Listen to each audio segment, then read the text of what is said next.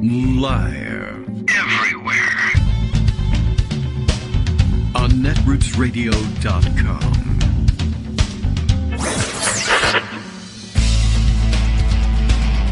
David Waldman.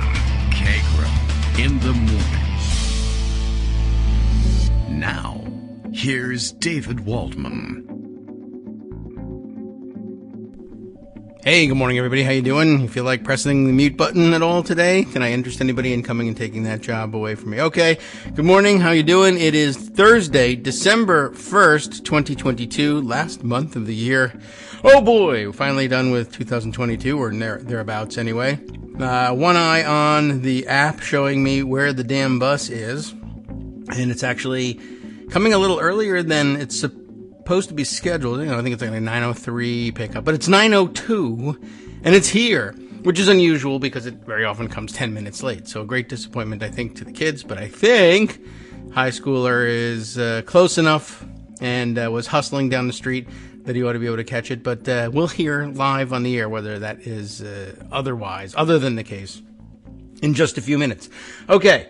Well, I can take one eye off of that now. Now it's too late. The other eye I have going is on my New York Times coronavirus tracking email, which comes conveniently to my email box and clutters it up every morning, whether I like it or not. And I've been checking and keeping an eye on it. Its numbers are still relatively low with respect to, of course, the high points in the pandemic. But I do note a spike of sorts, a minor spike in where we've been. We've been kind of teetering back and forth between the high 30s and low 40s in terms of number of cases. I guess the raw number of cases reported as new cases daily here in Loudoun County. And somehow, we weren't looking. And it's 66 today. I am guessing a lot of people perhaps contracted the virus during Thanksgiving gatherings are only just now coming to realize that that's the case. Thankfully, it's not up in the hundreds or anything like that, but it is a 12% increase over the day before.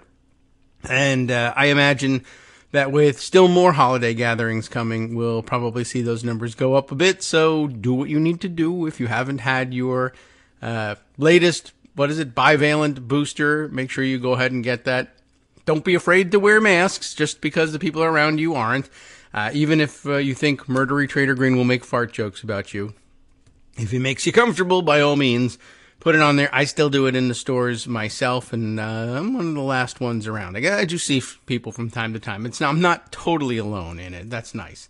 Anyway, let's see. Other things to catch up on today. I realize there's much more going on. I happened to see something this morning that is out of our wheelhouse in terms of domestic and even our international relations, but domestic politics, etc.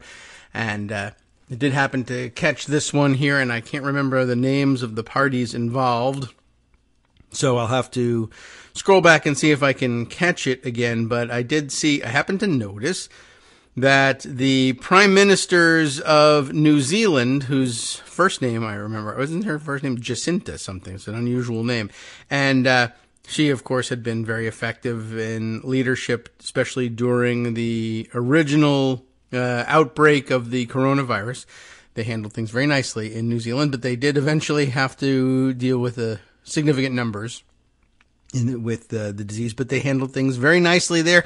She is meeting with the Prime Minister of Finland at the moment, and or at least was recently. I just happened to see this video clip because it was an interesting example of the kinds of things that they have to deal with. I think I can probably call this thing up if I search around. I think I know who was retweeting it. But it was interesting because they're both relatively young women, and both, of course, prime ministers of their country. Fantastic achievement and doing a great job. And both have made the news recently, even here in the United States, for the job they've been doing, but B, yes, noting their relative youth and taking note of their gender as well. And anyway, they're meeting and they have a bilateral trade meeting going on. And I guess the press corps in New Zealand maybe had some questions about how much trade is really going on between Finland and New Zealand. And you might naturally ask something like that, but then you would do your research and find out, I guess. And maybe they didn't. And the question seemed to come out along the lines of, well, aren't you, is it maybe that you two are meeting because you're both relatively young women who are prime ministers of your country, and you're going to talk about that, which you have in common. But are you going to, do like real business or something? It's just a very weird way of putting the question. I don't think they meant to be that patronizing, but I guess they were anyway. So, he got a little bit of a lecture about that. Yeah, we're meeting because we're prime ministers, and we actually have quite a bit of trade going on between the two countries, and I learned a lot listening to the answer. The Prime Minister of New Zealand pointing out that there's, some 200, I can't remember the figure, $1 million worth of trade coming from Finland to New Zealand, though considerably less going the other direction. And I think that's the concern that she has and one of the reasons for the meeting. But now you know that the vast majority of the elevators that are in place in buildings in New Zealand, I assume they're in buildings and not just warehousing them out on the street for no reason, come from Finland. Who knew that the Finnish had such a large elevator industry? And all sorts of things that she was running down the list of. They were very well prepared because they're prime ministers. They know what they're doing. And it was very interesting to see that the question, I guess, was trying to get, aren't you really two just having a big sleepover party because you're both relatively young women? First of all, they're a little too old for sleepover parties, even if that was of interest to them. And it's not, but it was very interesting. And they didn't get very, irritated about it. They really could have. Handled it very well. And you learn a lot about bilateral trade between New Zealand and Finland. I'll have to find the video for you. I'll share it with you in the roundup. Much more relevant to the local scene, though. The roundup already performed for this December 1st by Greg Dworkin. Good morning, Greg. How are you? Good morning. Happy December. I mean, there's so many different ways we could go with this. When I put my list together, I never know what I'm going to start with. It sort of depends upon your beginning monologue. Didn't prepare you for this. Look, we could do Will and Kate, since we're talking about foreign dignitaries. Sure. We could do, since you were talking about trade, we could do, we could do economy stuff. Let's start with Will and Kate, just because they've been in the news. All right. And not necessarily in a good way. But I did want to know, as you were listening to this story and exploring it, whether or not you came across whether Finland makes car elevators and whether Mitt Romney was invited to the summit. Mm-hmm. Yes, well, he would know offhand where his car elevator comes from, I'm sure. Absolutely. Well, I don't know that he would. Really. I mean, the little people do that. I have people for that, right. I have Finnish people for that. Yeah. So there's a story. A racism row erupts as William and Kate visit Boston. Prince William's office said racism has no place in our society as he sought to prevent the backlash over his godmother's treatment of a black advocate for survivors of domestic abuse from overshadowing his trip to the United States. Oh my. Lady Susan Hussey, 83, resigned Wednesday as an honorary member of the royal household. She had been part of the Queen's entourage, lady in waiting and such. Did you hear about this story? No. So what happens is that there's a reception for a group which is advocating for survivors of domestic abuse. All right, that sounds good so far. In London. All right, why not? Okay. And the person who runs it is British and was born in Britain. So. Okay. But is black. Yeah. And so here's how the exchange goes. And the place is called Sista Space, Sistah. Gotcha. Right. And Lady Hussey says, so where are you from at this reception? And the woman who runs it says, well, Sista Space. And she says, no, where do you come from? And she said, we're based in Hackney. No. What part of Africa are you from? I don't know. They don't leave records. Well, you must know where you're from. I spent time in France. Where are you from? I said, here in the United States. No, but what nationality are you?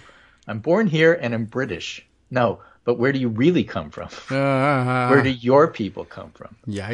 My people, lady? What is this? Oh, I can see I'm going to have a challenge getting you to say where you're from. Oh, goodness. When did you first come here? Lady, I am British. My parents came here in the 50s. Oh, I knew we'd get there in the end. You're Caribbean? No, lady. I'm of African heritage, Caribbean descent, British nationality. Yeah. Oh, so you're from... And that's how the conversation goes, as recorded by the person who had it. And so that was the scandal. Dope. And so once it became public, she was forced to resign, and obviously raises all the issues that the other royal children, I see, and 80-year-olds, Will's brother, yes, Meghan Markle, had brought up in terms of institutional racism and how deep it was embedded into the royal family, which the royal family denies. But then this happens, you go, oh. Okay, I mean, it's a great example. I mean, it's interesting. You walk around denying it. I don't feel that way. Well, but you do, and at least so the this exchange one does. took place, according to ABC News, at a Buckingham Palace reception for those working to end domestic violence. So I just have a feeling that it's a much happier story to have two young, talented, and extremely competent prime ministers on the world stage talking about trade. That's better news. Since we're talking about trade, yes, let's talk about some economic stuff, also a little politics. We talked yesterday. I'm glad we brought it up so that we're not, out in the cold on this. But a rail strike, according to Axios, is likely averted as labor bills head to the Senate. So as we talked about yesterday, a rail strike was attempted to be averted by Biden and Buttigieg and others in the Biden administration intervening in negotiations between the unions and the railroads.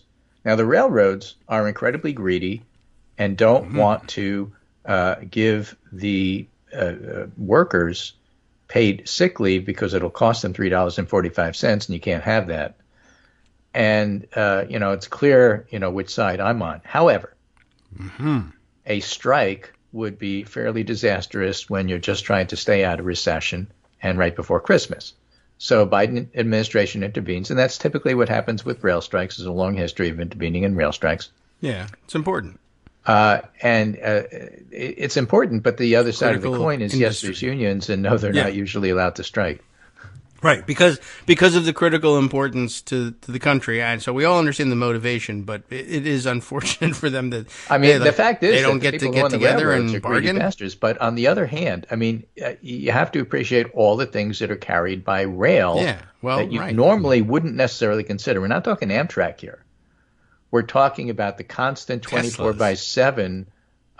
You could imagine, if you will, shipping containers out on the ocean, and there's always a shipping container. If you track them all, you'd see kind of a line of ants going from Asia to the United States. There's just always traffic.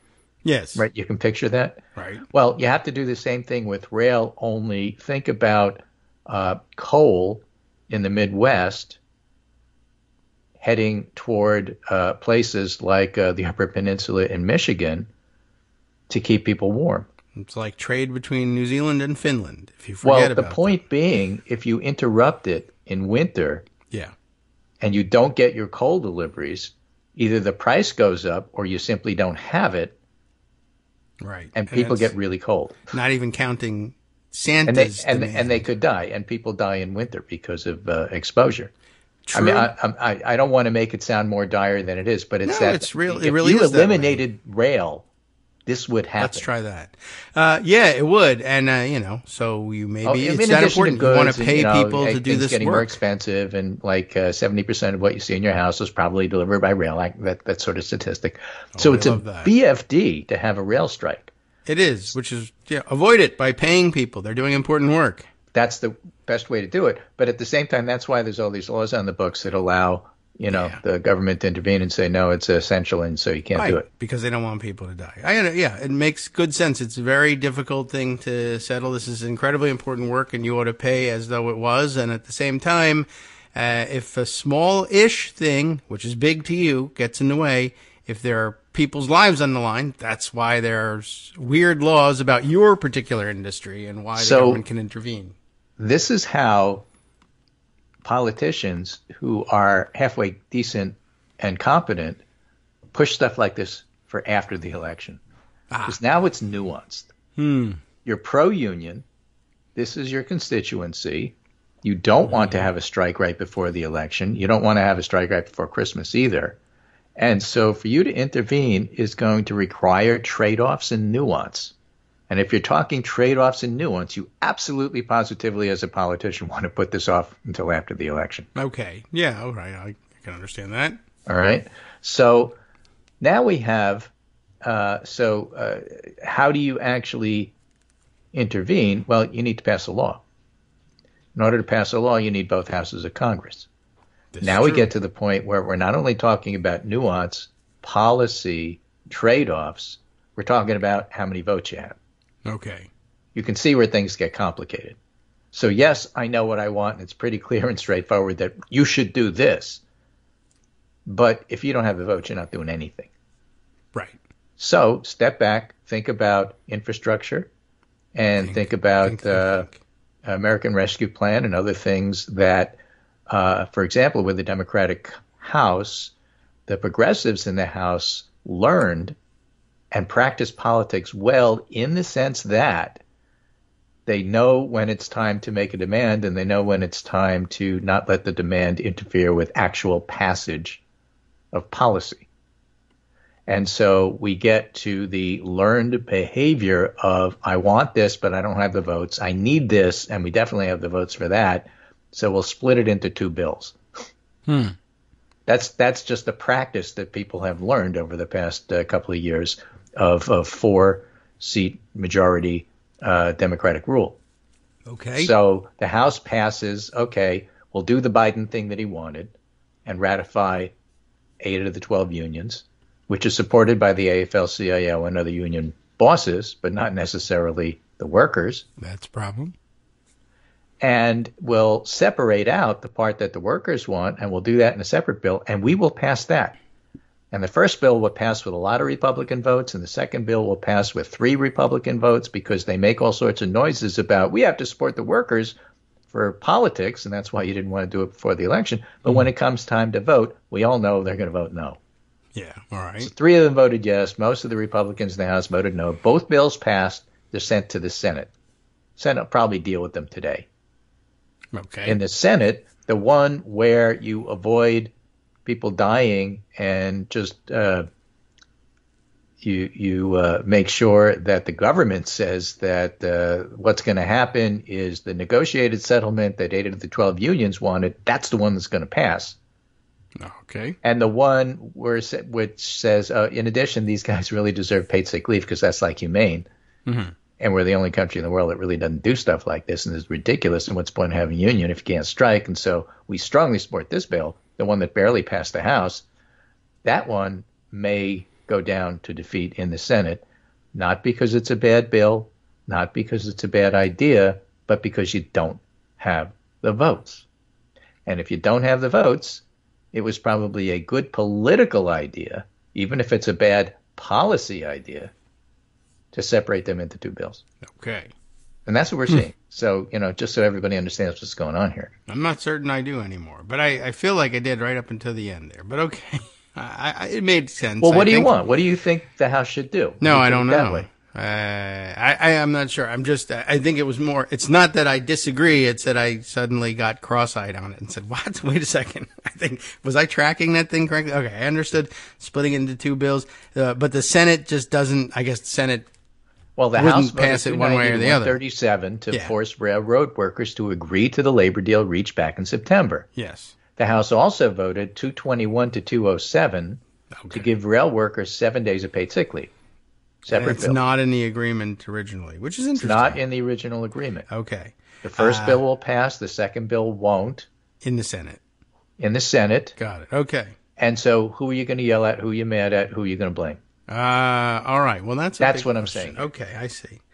I blame the Prime Minister of Finland. I blame the people who own the railroads. Right. And if you're mad at Biden because he's pro-union and how could he betray us, he doesn't have the votes in the Senate. So everything he did was triggered by he doesn't have the votes in the Senate. How many votes do you have in the Senate? What can pass the Senate? You don't worry about the House because even with a 4-seat majority, you have Nancy Pelosi, the GOAT. Yes. When you have Kevin McCarthy, that ain't happening that way. That's true. So in the last one of the last acts of the current Congress, he got that through one of the two houses, and there's not that much more you can do. And then, so I guess at the end, I suppose there will be people who try to blame Biden for it, but I guess you're right. It does put it pretty squarely on the shoulders of the Senate. They had the job of passing these two bills. They pass one. If you don't pass the other, that's the problem right there. So Axios says, yes, but without Biden's intervention, it's likely the parties would still be at the bargaining table, says Greg Regan, president, that's R-E-G-A-N, no relation. Okay. President of the AFL-CIO's Transportation Trades Department, which represents 37 unions across the transportation industry, including the rail workers, all of them. At the end of the day, this will be a big win for railroad workers, he adds. Okay. Interesting. And as for the deal's failure to provide sick leave, Regan does what I do. He blames the rail companies. Okay. So put pressure on them. You know, how do I strike at a time we're not in teetering in recession. All right. Now, next, teetering in recession, we're actually doing pretty good. For example, U.S. gas prices plunged toward $3 a gallon today as demand drops worldwide. The average gas price is back to where it was before Russia invaded Ukraine. It's putting real money back in Americans' wallets, says the Washington Post. My reactions to that is, oh, my God, how is this possible? What about crime and inflation? Right. There must be caravans of people carrying gas cans from Mexico, bringing something like that. And Catherine Rampell, who does economic stuff for the Washington Post, is a syndicated columnist, says the layoff rate right now is still pretty close to a record low. The data series starts in 2000, and you could see it in the Skype thing I sent you. It's a picture. Oh, looking. Okay. And you'll see it right away because there's this spike that just catches your eye.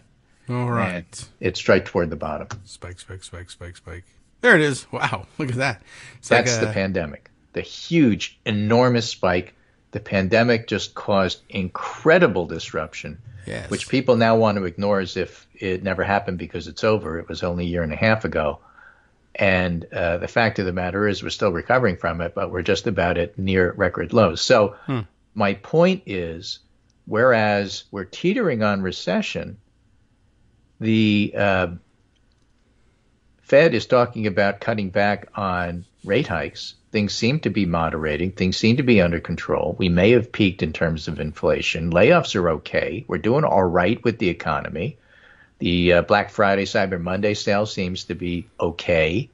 There are worries, there are concerns, but it's not like we're obviously all drifting toward recession. The fact of the matter is we may have the soft landing that the Biden administration has been trying to orchestrate all this time, and the numbers say we might actually be where we need to be. Again, that's why you don't necessarily want a huge rail strike at this time, even if you are totally 100% in support of the rail workers. Yes. Well, yeah, you never want one if you don't have to have one. Right, but you certainly don't want one when you're teetering on recession, but it looks like you might be able to avoid it, and then this is the thing that throws you in. Yes, well, you wouldn't want that, which is why, of course, Republicans in the Senate will try to trigger one by screwing around with an otherwise decent deal that they say they back. Well, that's the other thing. While this was unclear in terms of how this would resolve in the House, and while Biden was putting together a strategy, Republicans in the Senate took the normal oppositional response. Can't blame them for this. Every oppositional party worth their salt would do this. And say, I'm not sure what's going on, but I'm really sympathetic to something that I probably think these guys aren't going to do. So I'm going to make all sorts of noises in support of the rail workers. Because I don't think that Biden will actually go for that. So I'm for it. And that's a good way to remind voters we're on their side, knowing that as soon as it actually comes up for a vote, because now you have the split vote and now they actually have to vote on it, they're going to vote no. Yeah, now that I see you've written it down, I don't like it as much. I changed my mind. Yeah. I mean, And the excuses they come up with are fairly classic and fairly reasonable. I was for it until I saw the actual wording. Now I'm against it. Or I thought about it more and I changed my mind. Or I got a big donation from one of the rail companies, and now I don't even know why you're even bringing this up. Okay. This should be negotiated between the workers and the owners who have far more leverage. Again, standard stuff from the oppositional party. It's exactly what you would expect. Can't blame them for it. But the fact is the first bill will pass and the second one probably not. All right. So no coal for their houses. Coal for their stockings. Yeah. But not the right kind, so they can't use it to heat their homes. Freeze. Anyway, so that's what they're saying. It's really not bad, And so post-election, where the Democrats did okay, there's a lot going on. After the break, we're going to talk a little bit about Georgia and the continuing fallout from Trump's dinner with anti-Semites. But I do want to mention this Emerson poll that's out this morning. Very likely voters, including leaners, Raphael Warnock, 51, Herschel Walker, 49. And what's interesting here to me is the early vote. According to this poll, and again, Emerson is not my favorite pollster, and if anything, I think they lean a little Republican. Early voters, Warnock 63, Walker 34. We were telling you that you could glean things from early voting simply by the characteristics of the demographics. Yeah. Right? It's 35% black, whereas you need 30% black turnout. So Warnock 63, Walker 34 have yet to cast a ballot. Walker 52, Warnock 44. That's why it's so important that Walker voters stay home and that you build up those big leads just in case it rains. It wasn't a record day yesterday. They only had 275,000 voters. It would have been a record day except for Monday and Tuesday. Oh, well, bigger records than we had at the beginning. And if it didn't rain, maybe it would have been a record too. More after the break. Okay. Very good. We'll be right back. Hi, everybody. It's me, David. Let's change things up from the old fundraising pitch for just a minute and talk instead about how you can be a part of our show. If you've got a smartphone or any other electronic recording device, why not sit down and record a segment for us? Read us an important article and give us your take. Or read one of your own original essays, or even just give us your commentary on something you'd like to share that's important to you. Then send the file to me at kagrox@gmail.com, and I'll try and work it into the show. Short segments, a few minutes in length, are easiest to fit in. And of course, I can't always guarantee that I'll be able to play everything, but if you've ever shouted at your radio or TV about something you wish was being covered, here's your chance to change that. Make the show your own. Send your submissions to me at kagrox@gmail.com.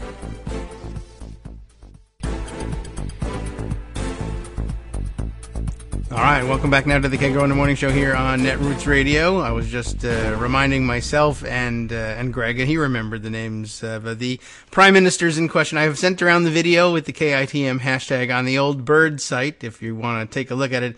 But it's Jacinda Ardern of New Zealand and Sanna Marin, or Marin, I'm not certain how she pronounces her last name, Marin. I'm not Finnish, and my Finnish accent is off.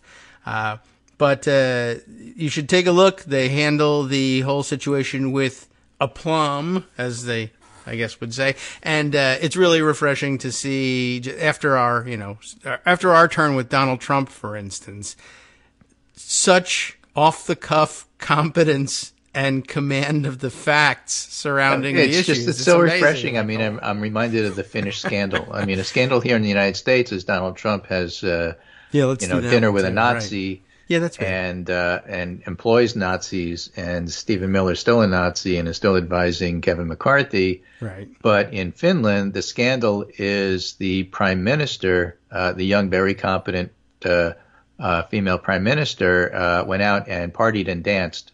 Yeah, and you can't. They investigated and said, well, she didn't really do anything wrong. She just had went out and had fun. She danced pretty good, and there you have it. I never knew that was even a problem. The forests are beautifully raked, and all the work was done. The elevators are built. The cell phones have been shipped.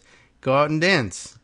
Right. So anyway. We're going to go back to Georgia here, and I'm going to tell you a brief story. Okay. The campaign manager for Herschel Walker, who we hope will lose, was in the news because they were looking at the early vote, which, as we pointed out, is heavily favoring Warnock.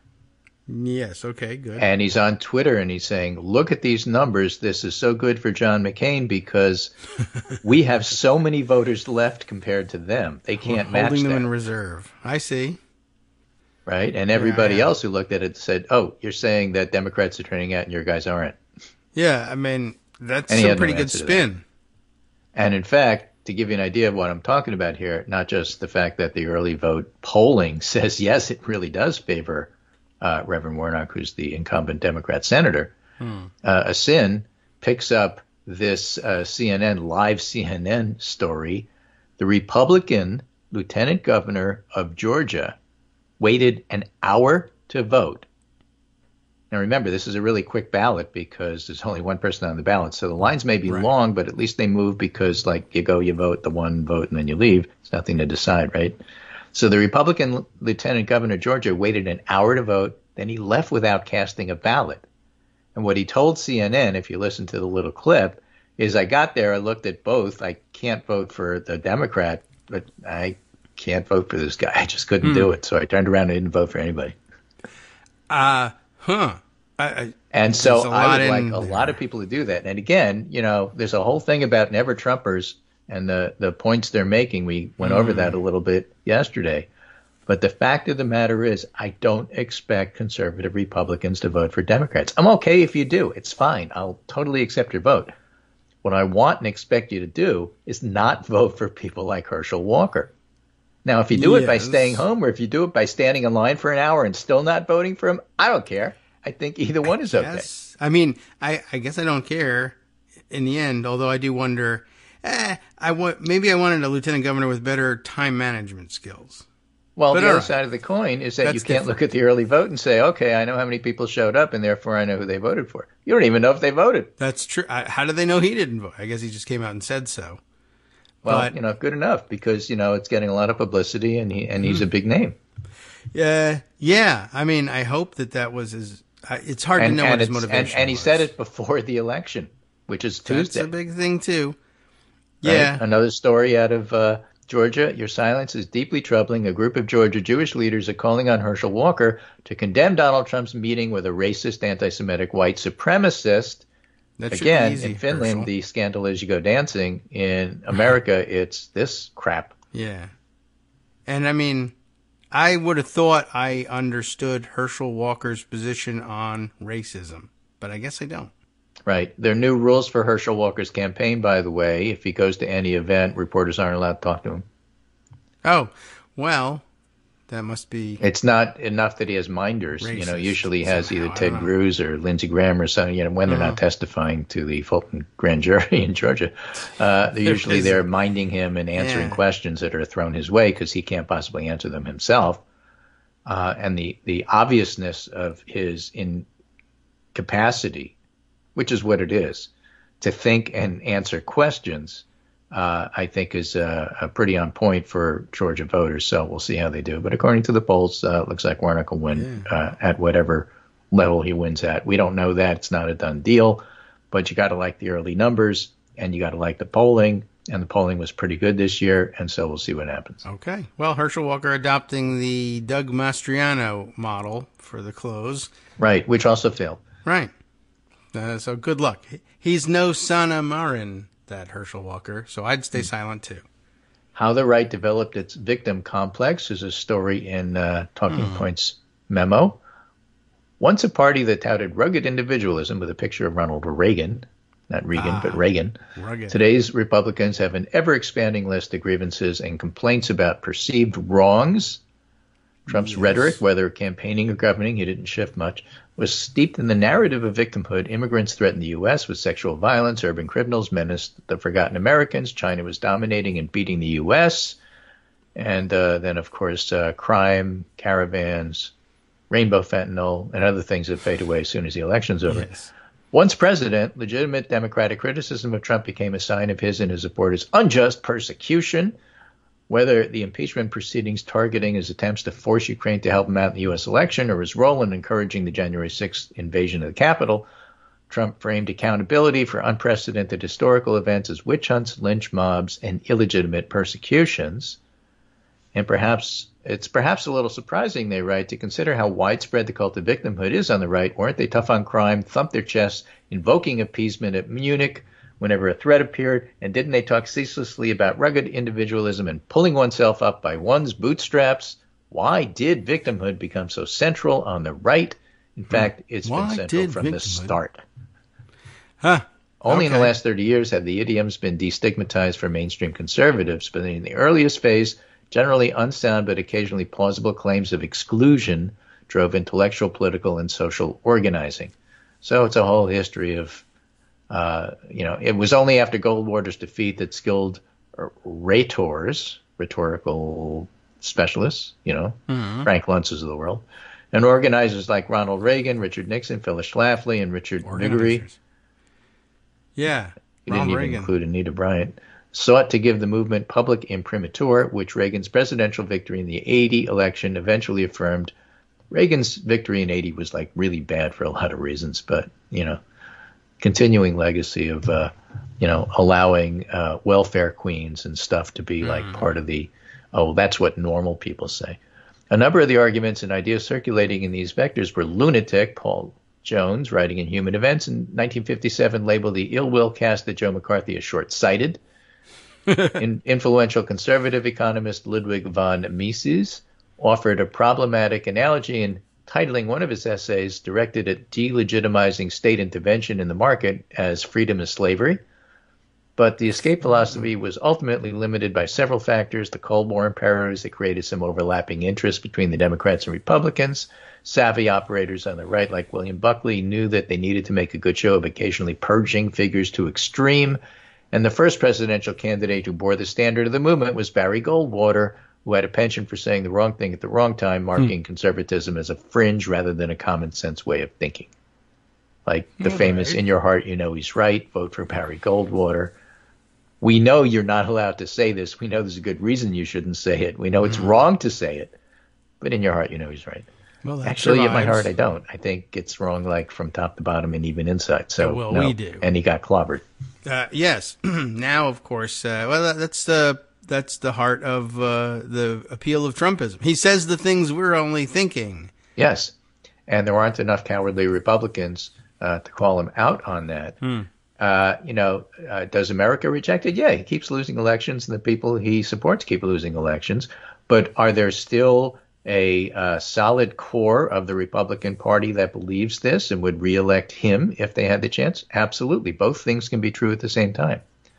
And that's the whole thing about, well, when you look at the electorate, are you concentrating on the Republicans, in which case you can despair at the fact that so many Republicans still believe what Trump believes? Or are you looking at the entirety of the American population, including those who are not white conservative nationalists, Christian nationalists, and the majority, in fact, don't think those things and keep voting these folks down. So both can be true at the same time with regional differences.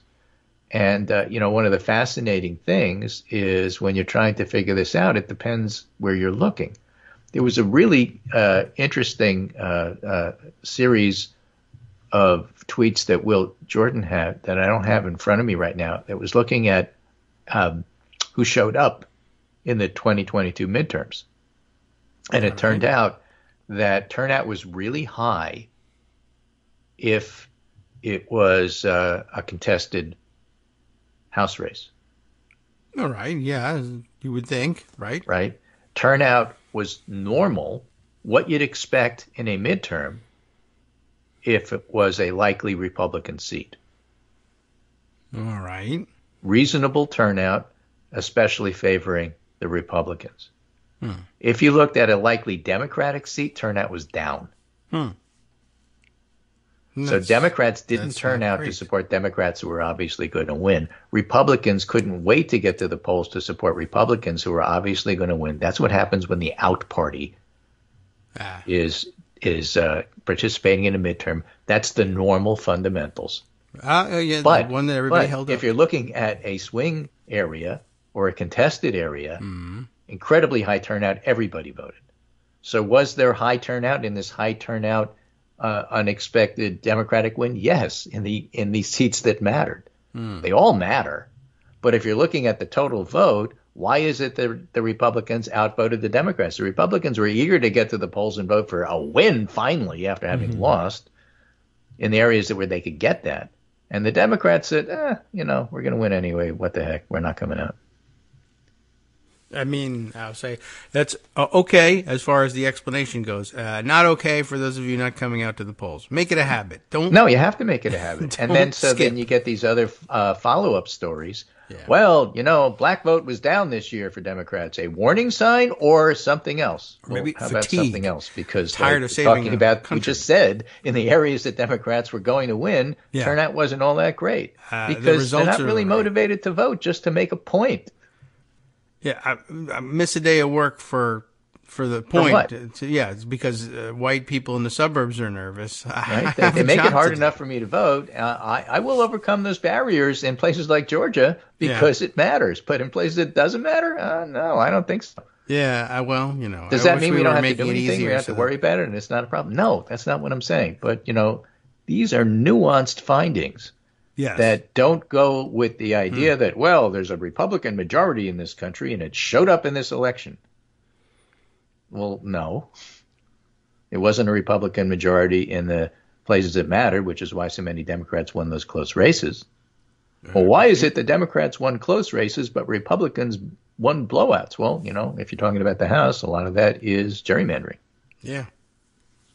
All right. Well, that does make sense to me. And, there are so many other priorities. But what about Dobbs? Voting what rights. difference did it make? This, it made an enormous difference in the areas that were swing areas. Yeah, where you wanted to, where a statement needed to be made and a line needed to be drawn, people showed up to draw it.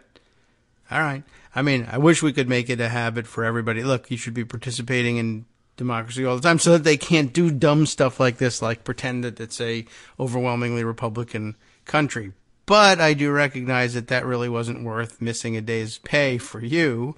Right. Now, we have some state Supreme Court stuff coming up in Wisconsin next month. So absolutely that's worth, I think it's next month. But Charles Franklin at the MU Law Poll had a poll out yesterday looking at the Supreme Court and state Supreme Courts, and it's really, really interesting. So approval of the court recovered a little bit from September, but for the most part remains a net negative. I wonder why it would bother going back up. Okay. Because they do. I don't know. They haven't done anything like really bad. Maybe that's it. In the last couple of days. Okay. Right. If you're looking at Supreme Court approval, do you approve or disapprove? Disapprove is 56. Approve is 44, and that's up. If you want to take a more nuanced look, how much do you approve or disapprove of the way the U.S. Supreme Court is handling its job? Strongly approve, only 8%. Somewhat approve, 36. Somewhat disapprove, 33. Strongly disapprove, 23. So there is quite a bit of disapproval. Strongly disapprove, 23. Strongly approve, 8. And then if you ask about things, and this is what's so interesting. We should ask about things. Right? Have you heard about any recent Second Amendment cases? Like a Supreme Court decision on the right to possess a gun outside the home. Probably How much have you heard about this or read about it? A lot, people? 25%. A little, 47%. Nothing at all, 28%. Well, what about affirmative action? Heard about those cases? Heard about it a lot, 20%. A little, 45%. Nothing at all, 34%. These are typical numbers. This is your baseline. This is your control. Yeah. For this question. Heard about Dobbs? A lot, 76%. Yeah. A little, 20%. And they ask it as Dobbs. Is that right? 96%. Wow. Knew about this. All right. Well, I don't think Dobbs is going to have a big impact because I'm a Republican male off-the-record consultant who wants to talk about crime. Right. Well, you know what? The voters, they know about this. Okay. A lot of them. So it's kind of a backdoor way of saying, well, what kind of impact it had? It had an enormous impact. Don't let anybody tell you different. Okay. Yeah. Well, I won't. I don't know who was going to stick around trying to tell me that. there was an attempt. There's still an attempt. Yeah, I guess I'm not giving up yet. Oh, it only mattered in We've places already voted. like Michigan. It didn't matter in places like Kansas. Where it did. Where it did? I mean, what are you talking about? Well, Kentucky, you didn't really see it in Louisiana. places like New York. Well, there's a lot going on in New York, and that was one of those areas where Democrats were felt to win, and a lot of people didn't show up. Yeah. Well, why would that be? Well, a lot of the Democrats in New York hate the Democratic Party in New York because they're like corrupt. Oh. Different story. But it doesn't fit into your neat narrative, so we're not talking about it. Well, yeah, that'll blow up the narrative for you about, it didn't really matter. Everybody was thinking about that, and not many had even heard that there were cases. And they still made it Andrew Cuomo, humma. So here I thought was an also interesting question from the MU Law poll. Should court consider public opinion about a case when making decisions, or should they ignore public opinion? All right. Should they or shouldn't they? Good question. Should consider public opinion is now up to 61. I think this is a big jump over what it used to be. Should ignore public opinion, 39. That is interesting. Yeah, I guess I wonder whether the what traditional did you do with is. Dobbs? You damn well better pay attention to opinion. Yeah, that's what this is. Right, and I imagine ordinarily people say, "Oh no, well they should just strictly interpret the law." But that was when they were I guess while they were doing that, people said, "Yeah, keep that up." And then when they were getting weird and inventing new laws, people said, "We would like you to hear our opinion right now." Right? Should you increase the number of justices? It's actually no, yes, 47-53. It's actually split. Pretty interesting. Yes. Okay. Because there's been a lot of no, don't do it, no, don't do it, no, don't. It's actually reasonably popular. Strongly favored 13, somewhat favored 34, somewhat opposed 25, strongly opposed 28. So a quarter of the public, almost for each category. It's just interesting. If you could make a case, you could probably get away with whatever it is you do. Yeah. And that includes nothing. Well, all right. I think, it's good to see that there's more people considering this, the idea of expanding the court. There's not even enough people on the Supreme Court to have a soccer team, and it's the World Cup right now. So you could probably get away with at least boosting it to 11 just right now, solely on the popularity of the World Cup. But, once we're eliminated, so you better hurry, everybody. I don't understand the idea of such a small court still hanging on, really. The whole thing, everything should be decided by 9 people seems still somewhat ridiculous to me. 9 is for baseball. But that's true. Okay, Court, we do have, maybe that's their baseball numbers. Thing. Right? They could try. Say, look, we could go to basketball size if you don't like it.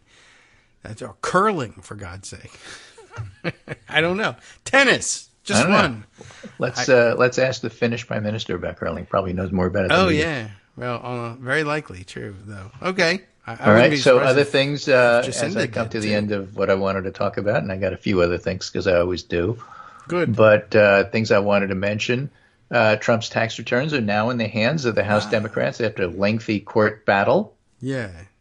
Richie Neal after the entirety of finally has what we've been asking him to have for 6 years. He's got 30 minutes to look at it. Yeah. What happens with it now? I don't know.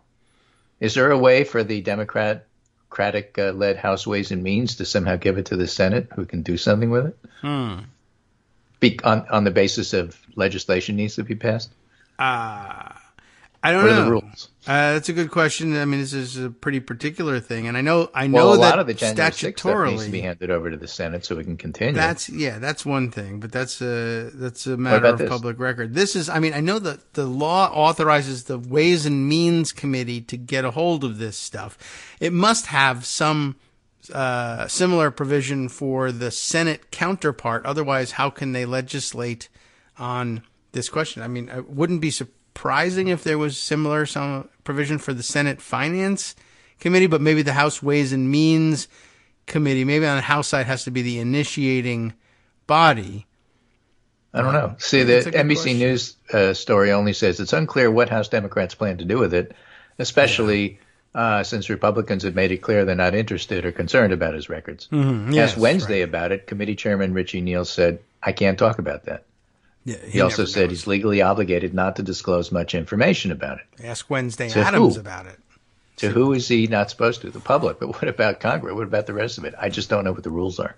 Yeah, all I know is we've been waiting so long to get these things. People only read the law as far as, well, the Ways and Means Committee can make this request. Yeah, well then. Yeah, they're entitled to it. Okay, now what? I don't know. We never thought we'd get this far. Good. I'll have to go look it up. There has to be some way, because if it's for legislative purposes, obviously that has to include the Senate. Right. So I imagine the Finance Committee is the counterpart, but I've never read the part that says that they get it. They can't. And again, like with taxes, tax bills have to originate in the House. Maybe the request for a particular taxpayer's returns from the IRS has to start with the House, and then they can do whatever they want with it. Maybe. Yeah. This is the kind of thing that, you turn to Nancy Pelosi and say, so what do we do now? I don't know. We never I don't trust the chair of your committee to figure it out. You figure it out. Yeah. Well, Richard Neal thought he would retire before the tax returns ever showed up, I guess. Yeah. Well, he was only off by a couple of weeks. Right. As far as practical matters. Barb McQuaid writing here, conviction for seditious conspiracy confirms that attack on the U.S. Capitol was a premeditated plot, not a protest that got out of hand. Okay, that's a good point. Therefore, if it's a plot, it's up to the Department of Justice, not the January 6th committee, the Department of Justice, to find out who else was involved. Well, they're working on that. That's where you get to the interesting parts about, okay, what members of Congress? Yes, all right, that's true. So the thing that I find so interesting about it, January 6th was only going to take you so far anyway. Yes. And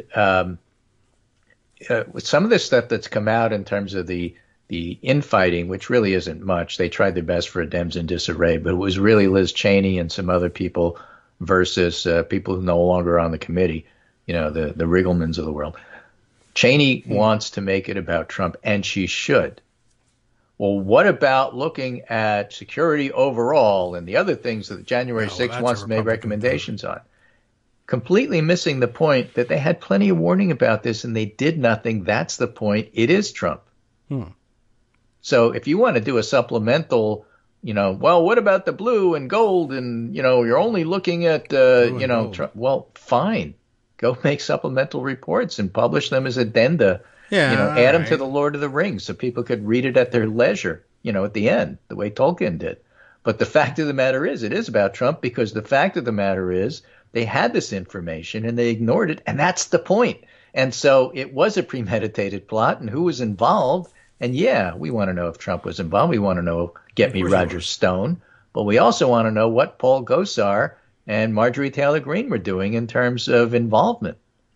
And that's what the Department of Justice is wrestling with, and that's why they're going to take their time and be careful.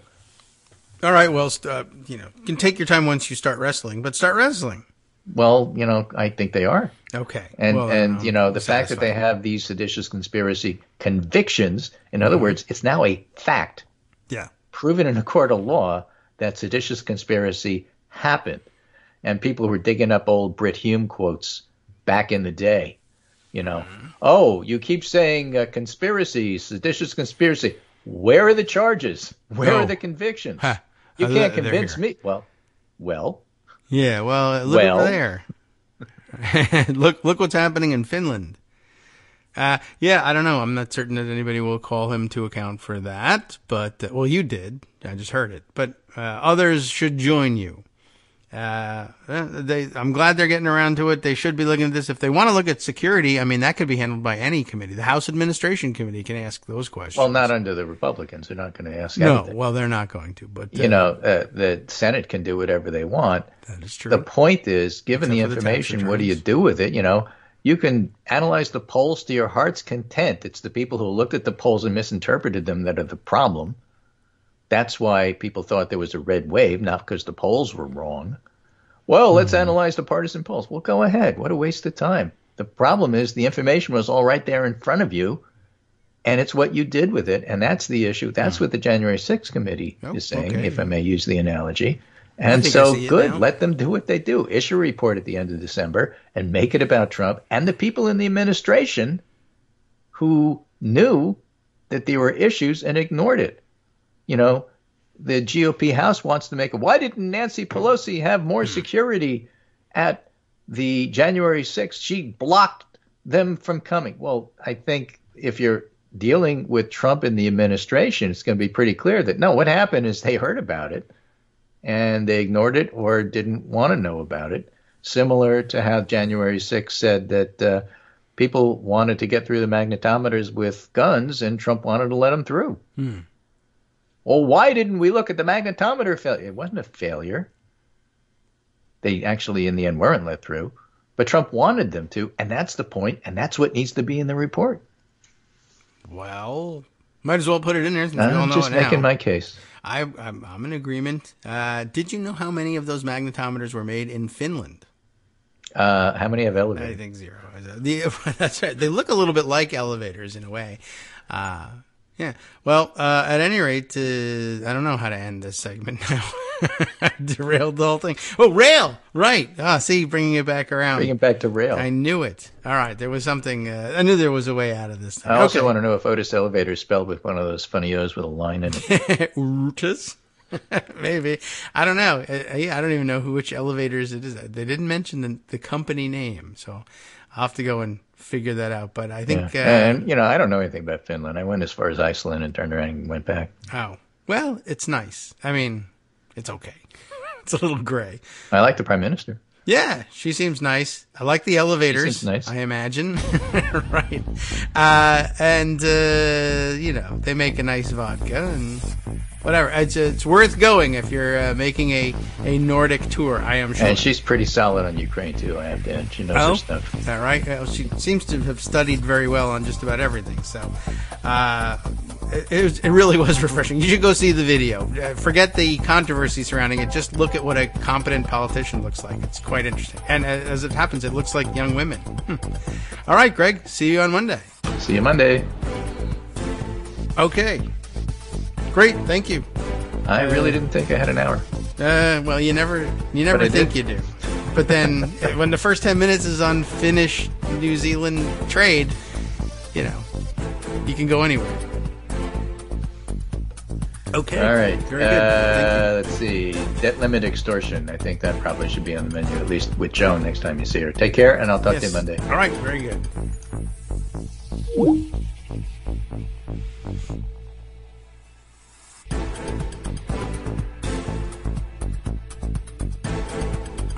All right, welcome back now to the Kagro in the Morning Show here on Netroots Radio, and I'll just, that was interesting, sort of scraped something across the microphone there. That must have made for, it woke you up if you were falling asleep during the break. Welcome back, we got plenty to cover here. I'm gonna turn around and go back to the rail issue. It's not easy to turn a train around, by the way. And, I want to take a look at this, because there's good hype here from Chris Hayes over at the Bird site, where I was just checking in to make sure everybody could see that video and were people taking a look at it, and there were at least a few commenting. Chris Hayes saying about this New York Magazine article on the rail issue, this is such a good piece of explanatory journalism on a question that has been nagging me and I've seen answered nowhere else, that I said I should like to take a look at this fantastic piece of explanatory journalism. Was that right? Explanatory? Yeah. So, whose piece is it? Who's getting the credit for this? Eric Levitz. Congratulations, Eric Levitz, for getting high praise from Chris on this one. Why America's railroads refuse to give their workers paid leave? That is a good question. Quite aside from the nuance and the difficulty of navigating this labor dispute issues, or the issues surrounding the dispute. What about the issue of paid leave? How could it be where in this day and age that there's an industry, a major industry that doesn't have paid leave, or maybe not enough of it? But what's the issue here? We'll take Chris's word for it that it's excellent explanatory journalism and dive right in. For months, the world's largest economy, that's us, has been teetering on the brink of collapse because America's latter-day robber barons, oh, I see where he's coming from, I like it, can't comprehend that workers sometimes get sick. Or so the behavior of major U.S. rail companies seems to suggest. Since last winter, railroad unions and the managers of America's 7 dominant freight rail carriers have been struggling to come to an agreement on a new contract. The key points of contention in those talks have been scheduling in general and the provision of paid leave in particular. Unlike nearly 80% of U.S. laborers, railroad employees are not currently granted a single paid sick day. Now, I know people who work on railroads get sick occasionally, right? How do they deal with this? What's going on? Not a single paid sick day. Not good. Rather, if such workers wish to recuperate from an illness or make time to see a doctor about a nagging complaint, they need to use vacation time. What a fun vacation that is. Which must be requested days in advance. You should have guessed you were going to get the flu. In other words, if a worker wants to take time off to recover from the flu or COVID or whatever, they need to notify their employer of this days before actually catching the virus. I'd like to put in a word now for that. Given that workers' contracts do not include paid psychic benefits, this is a tall order. When management refused to give ground on leave earlier this year, rail workers threatened to strike. By the way, do the managers get paid sick leave? I wonder too. If you're, I know people are evil and stuff, but when you're sitting there doing the negotiations as a manager and you're like, I get paid leave. And I know, look, the job is you don't give an inch. You got to negotiate as hard as you can and you win every advantage possible. But nowhere in the middle of your negotiation does it strike you the people on the other side of the table are also human to the extent that they will get sick. Even if they're not good humans, they will get sick. That's a reality. We deal with that on this side of the table by having sick leave. We deal with it on that side of the table by saying what? Nothing. And, I guess the mindset is just don't give ground. Yes, it's a reasonable request. Yes, they should have that. Yes, we have that. But if we give it to them, then we've given ground on something, and that's bad. And what a mindset. Anyway, totally different part of the story. But, okay. So when management refused to give ground on leave earlier this year, rail workers threatened to strike. If they went through with such a labor action, the rail workers would not merely erode their employers' profits, but also upend the broader U.S. economy. Probably true. Rail lines remain key arteries of American commerce, carrying 40% of the nation's annual freight. A single day without functioning freight rail would cost the U.S. economy an estimated $2 billion, and such costs could multiply over time. They ran that into one word there. Maybe it was on purpose. It could multiply over time. That's a possible. They'll be paid overtime a lot. I don't know, but I think they meant just 2 words, over time. When fertilizer goes undelivered, crop yields decline and the price of food rises. That's an esoteric pull, but quite true. When retailers can't get access to new goods shipments, shortages ensue, and so on. In other words, 2 very concrete examples of why stopping rail freight is a bad idea.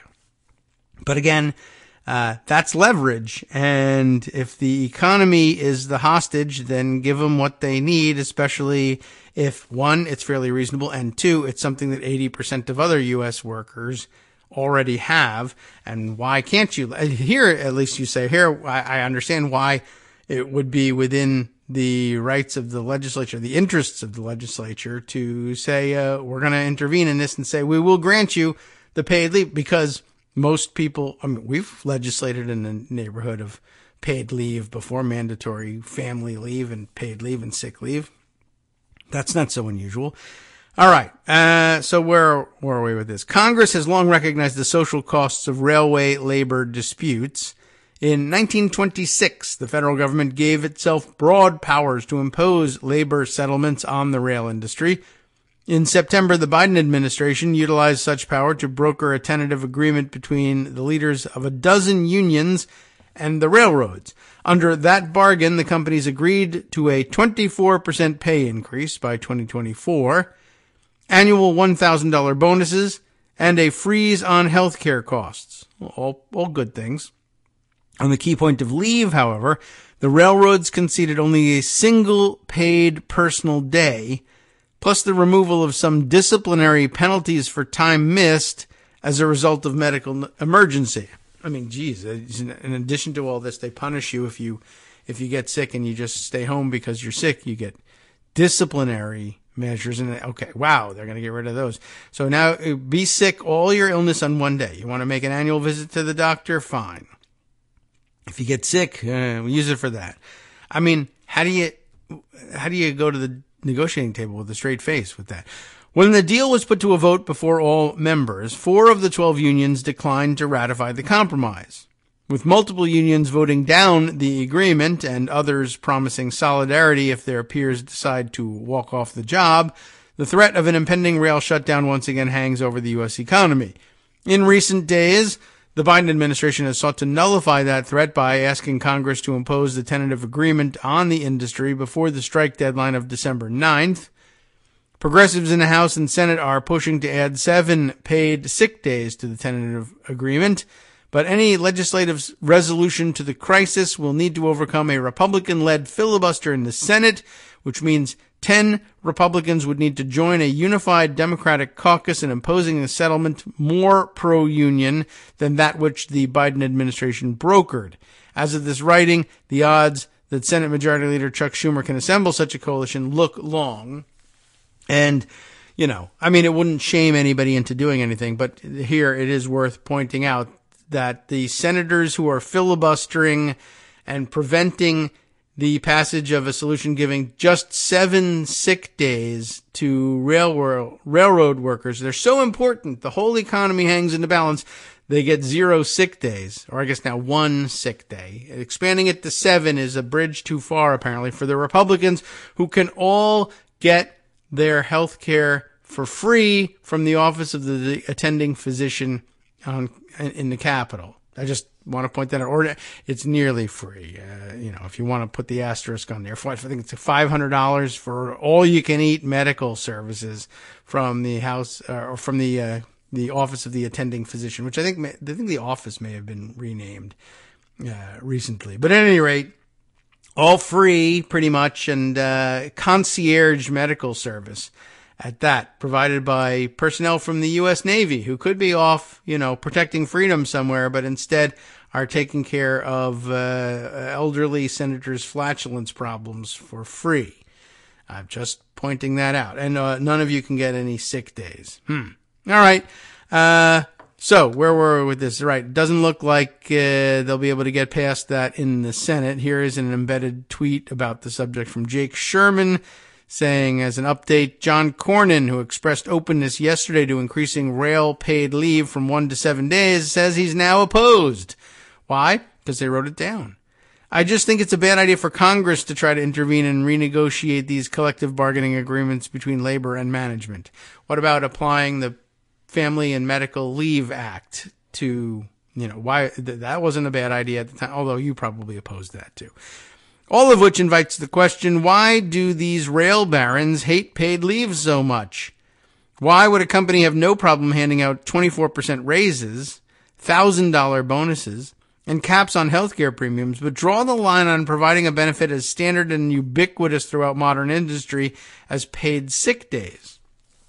That's the question. All right, I guess we're finally getting to the answer on that one. The answer, in short, is PSR. Oh, PSR. What is PSR? Precision Scheduled Railroading. Oh, well, that sounds bad. What is it? PSR is an operational strategy that aims to minimize the ratio between railroads' operating costs and their revenues through various cost-cutting and, ostensibly, efficiency-increasing measures. The basic idea is to transport more freight using fewer workers and rail cars. All right. I mean, that's a goal, right? It's a nice aim. One way to do this is to make trains longer. Okay. You can see how that would work. A single 100-car train requires less track space than two 50-car ones, since you need to maintain some distance between the latter. You see? Okay. Two 50-car trains need to be, I don't know how long, but between them, a mile apart so that, you can stop them in time and don't smash into one another. So you can't really put anything in that mile in between the two trains because it'll just get smushed. I don't know what the distance is, but I'm just putting a unit on it. I see. So a 100-car train doesn't have to have any space between it and itself. So, okay, I get it. I see. That's good thinking, good logistical thinking. Not immediately obvious to everyone. What about, how does that affect things? Another way, though, to get more with less is to streamline scheduling so that trains are running at full capacity as often as possible. Okay. All this has worked out poorly for rail workers writ large. Over the past 6 years, America's major freight carriers have shed 30% of their employees.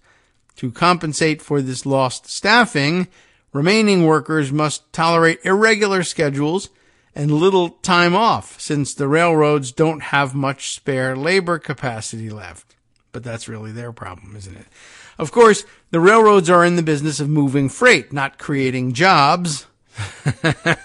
Good reminder. In theory, if these firms could cut labor costs without degrading service, the broader economy could benefit. Theory. Right? Maybe. And it might be on net because, of course, more people would be unemployed and we'd have to see how that nets out. But okay, I get the idea. The railroads could pass on their savings to shippers in the form of lower rates, but they won't, thereby putting downward pressure on a wide range of consumer prices. There's no chance, by the way, of anybody. No one passes on any savings. Let's just state that outright right now. Furthermore, the more cost-competitive freight rail becomes relative to trucking, the lower the American economy's carbon emissions will be. Okay, that's something, if true. Thus, according to the Rail Barons Boosters, and it's linked here. Who are Rail Baron Boosters? Apparently, I guess it's either Fortune magazine or the answer is in Fortune magazine because that's where the link goes. So according to Rail Barons Boosters, PSR represents an innovation that is good for shippers, consumers, and the planet. Yay! But bad for America's least productive rail workers. The rail union's opposition to PSR is therefore, in this account, myopically self-interested and contrary to the greater good. It's a good attempt at spin. Doesn't quite work. With me, anyway. Unfortunately, PSR works better in theory than in practice, at least for every stakeholder, as opposed to shareholder, besides the activist investors who imposed PSR on the industry in the first place. That's interesting, calling them activist investors. It's true. For shippers, the problems with PSR are twofold. First, and most fundamentally, the dominant rail firms feel little need to pass on the fruits of their, quote, efficiencies to their customers. That's what I was telling you. Nobody passes savings on. They just say, great, savings, let's keep them. Decades of consolidation have left the U.S. with only 7 Class 1 railroad companies. I don't know how they make up the classes, but apparently that's the big-time stuff, like Division 1. Anyway, 4 of these companies collectively control more than 83% of the freight market, and the vast majority of train stations in the U.S. are served by exactly 1 railroad. Well, yeah, I could see how that would work. Thus, most shippers can't credibly threaten to take their business elsewhere. That's true, too. At the margin, rail customers could shift their transport needs toward trucking, but most are reliant on the inherent scale and efficiency of rail transport. So, when freight carriers reduce their operating costs, they're less inclined to pass on those savings in the form of improved customer service or lower rates than to simply shower their shareholders in dividends. Last year, the 7 dominant North American railways had combined net income of $27 billion, nearly twice their margin a decade ago. Even. In the interim, the railways have collectively doled out $146 billion in dividends and stock buybacks, while investing only $116 billion into their business. The second problem with PSR from the shipper's standpoint is that its scheduling is less precise than advertised. Eliminating spare labor or train cars may render railroads more efficient mechanisms for translating investment into profits, but such fragile systems aren't necessarily efficient for bringing freight from one place to another, especially in a world where natural disasters and public health crises exist. In early 2021, when the acute phase of the COVID pandemic ended and economic demand spiked, freight carriers' operations were derailed by their own efficiencies, quote-unquote efficiencies. For a week last July, Union Pacific had to suspend service between Chicago and Los Angeles, while it reopened shuttered rail ramps and reconfigured operations in order to keep pace with rising orders. Similar disruptions afflicted the other major carriers, as the American Prospect details. It might be interesting to go into those details. By summer of 2022, the freight carriers were still failing to meet customer expectations. In a July survey from the American Chemistry Council, yes, a lot of chemical moves by rail, 46% of chemical manufacturers said rail service was getting worse, while just 7% said it was getting better. Freight rail has been a constant thorn in our side and been a significant challenge for our members for quite some time. Chris John, the council's chief executive, told the New York Times in September. And this is why the freight carriers won't give ground on paid leave. Already understaffed and underperforming, the railroads cannot allow unanticipated absences to become significantly more prevalent without either pulling back from PSR, which is what they should have to do, or suffering even more frequent disruptions and customer complaints. And the track, to a more resilient, if less precise, operating system is blocked by the company's shareholders.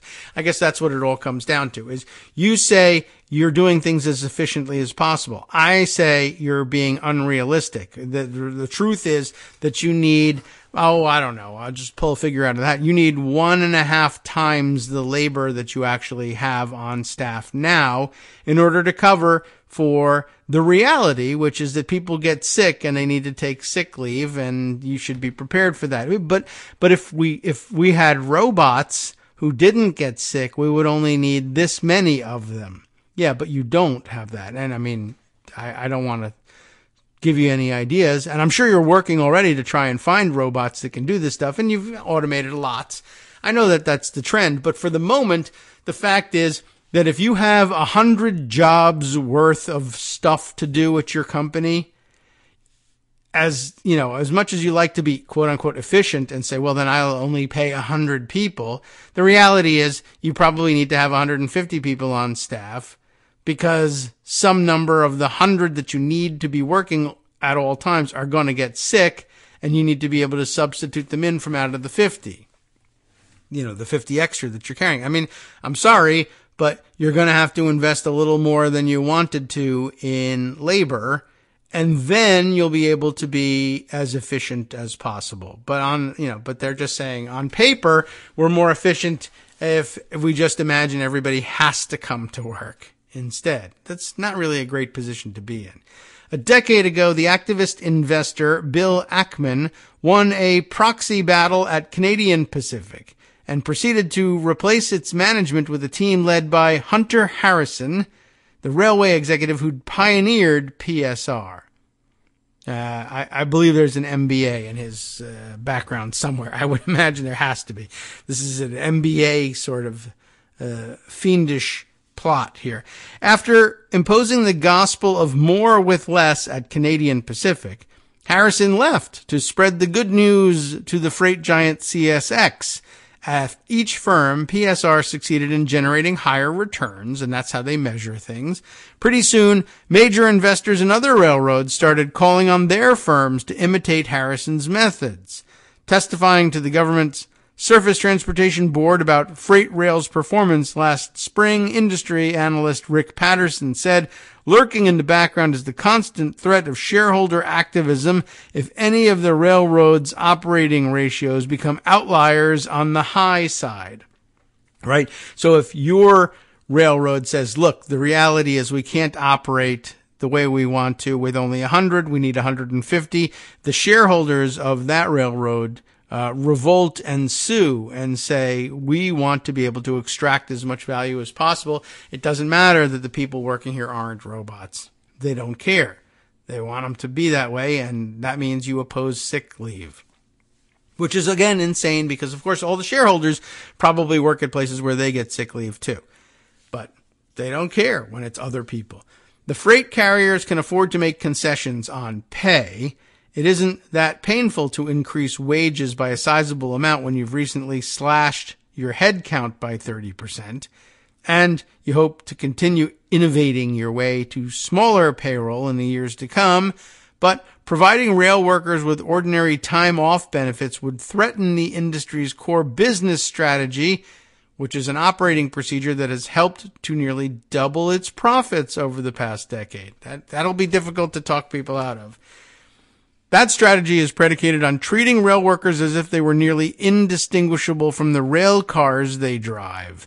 The typical rail car requires maintenance at predictable intervals, and does not require an unanticipated day off to see a doctor about an unexplained pain or to visit a loved one in the hospital. But workers often do. Last June, one middle-aged union engineer postponed a doctor's visit for work and then died of a heart attack on the job weeks later. A conductor who spoke with the Times began feeling run down last year, but declined to see a doctor for fear of being disciplined for taking an unplanned day off. Instead, he waited months for the next doctor's appointment that aligned with a scheduled day off. He then learned he'd been suffering from an infection that could have been treated with medication weeks earlier, but would now require surgery. I'm sure there's a million such horror stories. With a combined $27 billion in net income, the railroads can afford to give their workers paid leave and hire more staff to ensure the stability of their operations. Tolerating such slack might well improve customer service by rendering the railroads more resilient against disruptions. But that would require the railroads' owners to accept a cut in their passive income. They do not want to do that. And if all goes well on Capitol Hill in the next few days, they won't have to. That is a pretty good piece of explanatory journalism, and I'm glad we spent our time on it. Thanks, therefore, to Eric Levitz and to Chris Hayes for calling it to our attention. I think that was time well spent. Of course, it means it was time not spent on other things, and, well, we're sorry about that, but we can try and bring you up to speed in the half hour we have remaining today, and, of course, the Friday show, the big Friday show, where we have 2 uninterrupted hours to catch up on all of these things. And there is a lot. Let's see. Let's see if we can squeeze 1 or 2 things in here. Well, we have the news from CNN about the receipt of the tax returns from Trump. I'm guessing that CNN doesn't have the answer about what happens with the Senate, but I'll see about that over the break. Here's something else. We'll throw this in there because we can make it quick and just make it the headline, and then we'll dive in, and whatever text we get, so much the better. Futurity.org, which is what? I don't know. We can use that break to figure that out too, but we'll give them a pass on that for the moment. And I think we know that the underlying premise of their headline is true from the work of others, including our own good friend BrainRap / Charles Gaba, who says what Futurity points out. More Republicans died than Democrats after COVID vaccines came out. Probably not a huge surprise given the resistance to vaccines that circulated among the partisan Republican crowd. That's just the way it is. They decided that they would pray about things and eat horse paste, and that would save them from the virus. And we said, nah, we'll do the science and get vaccinated. And then, lo and behold, more of them died than among Democrats. A new study looks at excess deaths by partisan affiliation in 2 states during the pandemic. Is that enough? I don't know. But let's see. Since the early days of the COVID-19 pandemic, public health officials have warned that some of us are at higher risk of severe outcomes from the virus due to factors such as age or pre-existing medical conditions. The new research points to another factor that puts people at greater risk of dying from COVID-19, party affiliation. You wouldn't think so normally, except if you lived through these times and you could see exactly how that would happen. The study finds that excess deaths during the pandemic were 76% higher among Republicans than among Democrats in 2 states, and they made good choices here, Ohio and Florida. What's more, the partisan gap in death rates increased significantly after vaccines were introduced. Even before vaccines came, there were still people running around as Republicans saying the whole thing's a hoax. The research was conducted by Yale University School of Management's Paul Goldsmith Pinkham and Jacob Wallace and Jason L. Schwartz of the Yale School of Public Health. So a lot of Yale stuff here. I see now it says posted by Yale. That explains it. Hi, it's me, David Waldman, the same guy who was just talking to you a second ago. Our Patreon subscription drive is still going strong with over 175 monthly donors who help keep us on the air.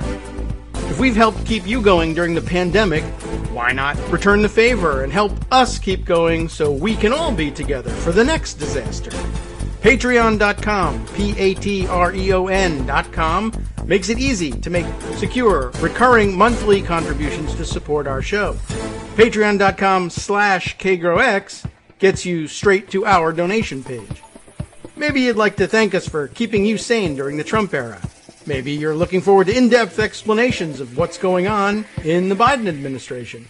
Whatever it is that keeps you listening, we need your help to keep bringing it to you. And hey, if you happen to prefer using PayPal or even the Square Cash app, we're up and running with those options too. Thanks again, everyone, for all your support. We literally could not do this without you.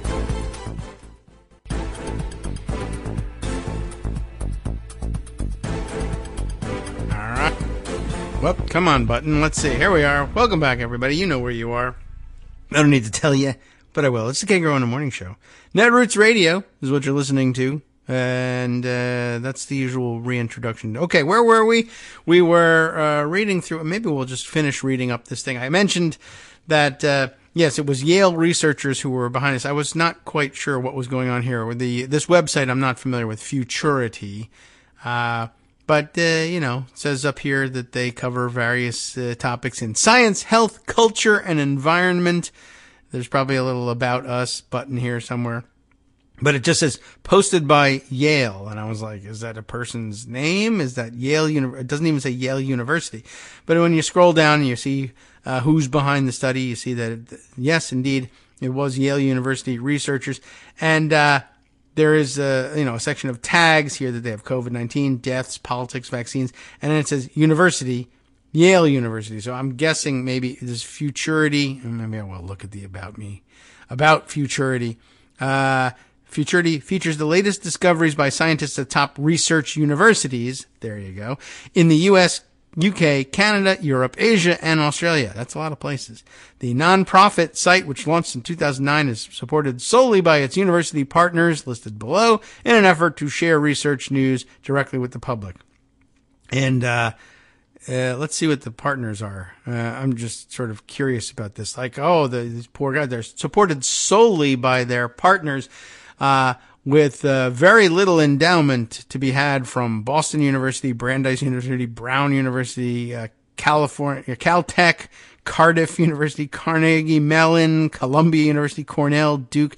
So yeah, they need to have a Patreon there so you can support them $5 at a time so they can publish this stuff for you. I should have gone to that model, I think, rather than the one I adopted. But at any rate, what was going on at Yale University? They found what we all knew was likely to be the case. Republicans would die from COVID because they weren't doing the right things to prevent themselves from catching it in the first place or treating it once they got it, because they're dumb. And it all basically comes down to the guy in charge at the time didn't want people to see that his orange skin tone would smear and come off on a mask if he wore it, and then everyone would know he wears so much makeup, even though, obviously everybody knew he was doing that. I don't want to smear my makeup, so I won't wear a mask. Therefore, I need to say masks don't work, not that they don't work with my makeup. They don't work at all.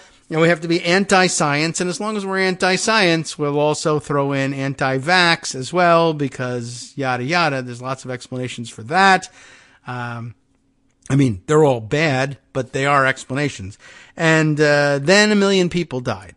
That's it. 1 million people died because I don't like my makeup was smeared. The vaccine thing. Somebody once told me the thing about the vaccines, and now we have 1 million dead people. So, let's see. To Goldsmith Pinkham, remember he's one of the researchers from the Yale University School of Management, looked at this, as well as the public health people. They got together on this. And Goldsmith Pinkham, the management side guy, says sharp divergence in excess death rates that emerged in the post-vaccine period are pretty striking, and the magnitudes are quite large. While the research doesn't definitively prove that low vaccine uptake among Republicans explains the mortality gap, common sense sort of kind of does, but it points to this as a potential mechanism. That's academic speak for they didn't get vaccinated, so they're dead. That's the way it goes. The question of whether and how much party affiliation affects COVID-19 outcomes has been widely debated among public health scholars, and it isn't easy to answer. It is easy to answer. Republicans got it worse because they wouldn't take the vaccine and they wouldn't wear masks. That's why. Some research has found that the death toll from COVID-19 has been higher in red counties than blue ones. Good research, too. But analyzing data at the county level makes it hard to be sure that party alone explains the differences. After all, there could be counties of entirely dumb people, right? There are other factors, and it's wise to try and take them into account. It's theoretically possible, for instance, that other factors about those counties, such as weather or average household size or availability of health care, that's a better one, could be more significant contributors to the death rate than how they voted. Maybe. And it's not how you voted that did it. It's how you behave and how closely you connect your personal behavior to your voting preferences and your cult membership more than anything else. But yeah, when you put it that way, well, just because you cast a ballot a certain way doesn't mean you're going to be sick. No, that's not what we're talking about. And yeah, other things, family size, I guess, but I don't know. Is there like a county famous for big families? I don't think so. It's a weaker connection than you'd think, but they gotta hedge their bets. They're scientists. Goldsmith Pinkham and his co-authors decided to take a different approach that would avoid these pitfalls. Good. They gathered nearly 600,000 Ohio and Florida death records from 2018 to 2021. And you probably shouldn't even trust those, but that's what they gathered. And they matched those records to voter registration data from 2017. This allowed them to determine the party affiliation of each person who died. Then, so maybe that was part of the reason to choose both Ohio and Florida. Are those both states where you can tell people's affiliation by registration? I don't know. I guess it must be, right? Anyway. Then they used data from 2019 as a benchmark to determine expected death rates based on age, time of year, location, and party affiliation. I didn't even know they had party affiliation expected death rates, but okay. In other words, they calculated how many Republicans and Democrats in a given age bracket and a given county would normally die in a given season. We know what that means. Anything above or below that 2019 normal was considered an excess death. Although how something below it would be an excess death, I have no idea. The excess death framework had two important strengths.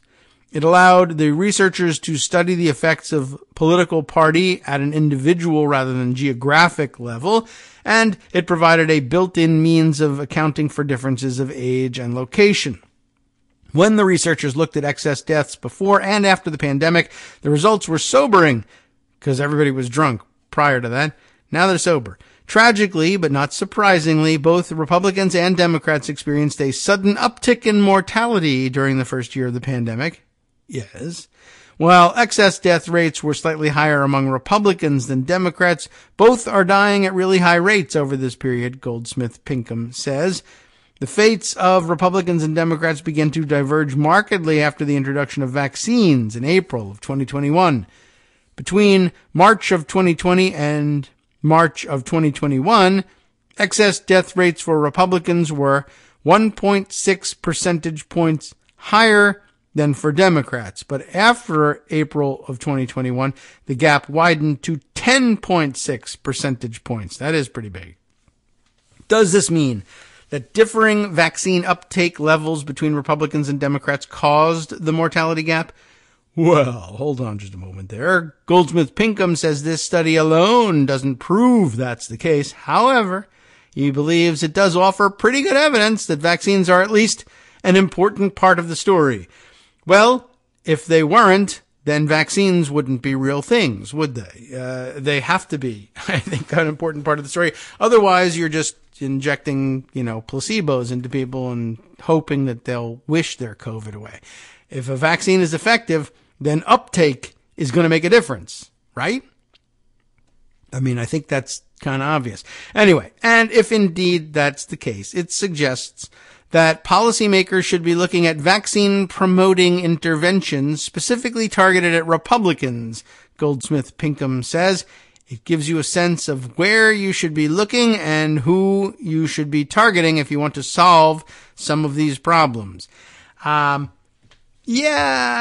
and I mean, they kind of have to suggest that. But another way of looking at this is, if you think that Republicans are a huge problem in this country and the way they vote, especially those motivated to risk their own lives for political purposes, to fake or to believe that the COVID pandemic is fake and that vaccines don't work, and to promote the bad ideas of eating horse paste and shining light in your nether regions and whatever else, bleach should be injected. I mean, if you want to discourage all of those dangerous ideas, plus, the cross-pollination. How many people who believed the idea that they should be eating ivermectin horse paste and drinking hydroxychloroquine fish tank water also believe that all Democrats are vampire pedophiles and should be eliminated, and they're setting bombs outside of drag shows and telling people that the vote is rigged and attacking the local elections board clerks. Well, I think the overlap is pretty huge there. And I would say that another takeaway from this is, one way of looking at it is, if this data says what they think it says, policymakers should be looking at vaccine-promoting interventions targeted specifically at Republicans if you want to solve some of these problems. What if you don't want to solve that particular problem? What if you think that problem isn't really that big of a problem? What if the 10% higher death rate among crazy-ass Republicans who have a backwards and upside-down view of the world and who are damaging the ability of the rest of us to survive in this world in a normal fashion, or at all in some cases, what if that's awesome? What if you want more of that? What if you'd like to see it go to 20, 30, 40, 50% instead? I mean, you don't feel good about yourself saying so, but what if that was a better outcome?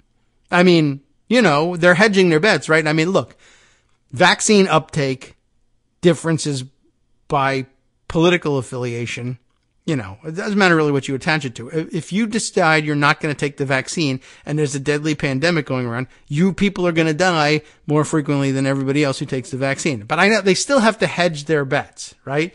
They still have to say, well, it's not proof. Well, we have to hedge what we say. Well, it's not a great thing. We don't really like the idea of massive numbers of these people dying, because some of them are also, they have nice families and they take care of people, and some of their family members grow up to rebel against them and want to get away from them. We can talk about that too for a minute. And it's sad that they die, or some of them are productive members of society. Some of them work on railroads all the live long day. And, they don't get sick leave, and we feel bad about that, and we want to award it to them, even though some of them are Republicans and are doing crappy things to the rest of us. We have our nuance to deal with. But I want to point out, since they have to hedge everything, that this is only an assumption that we want to solve the problem of people increasing their risk and everybody else's risk of catching a deadly disease, and a number of other things too, like increasing the risk that people will be caught up in and killed in the bombs that they set outside of drag brunches. That will happen with less frequency. Fewer people will die there. In mass shootings perpetrated by people with 18 AR-15s in their house, if those people die of COVID before they can perpetrate their mass shooting, net, I'm saying that maybe it's not so bad. So I just want to point out that it's just an assumption that we want to solve some of these problems, or that these are problems that need to be solved. And as a scientist, you have to acknowledge that. That's all I'm saying. Anyway, I'm a terrible person, and all of this stuff is out of my control anyway. I'm pointing out that in some cases, it's theoretically possible to imagine that it's not such a bad outcome. I've said it before, and in accusing the doctors of Walter Reed of failing in dealing with the trolley problem, more lives would have been saved had you sacrificed that of Donald Trump when he came down with COVID than you probably calculated. It was a nuanced problem. You're not supposed to allow your patient to die, but what if he's determined to kill 1 million fellow Americans? Well,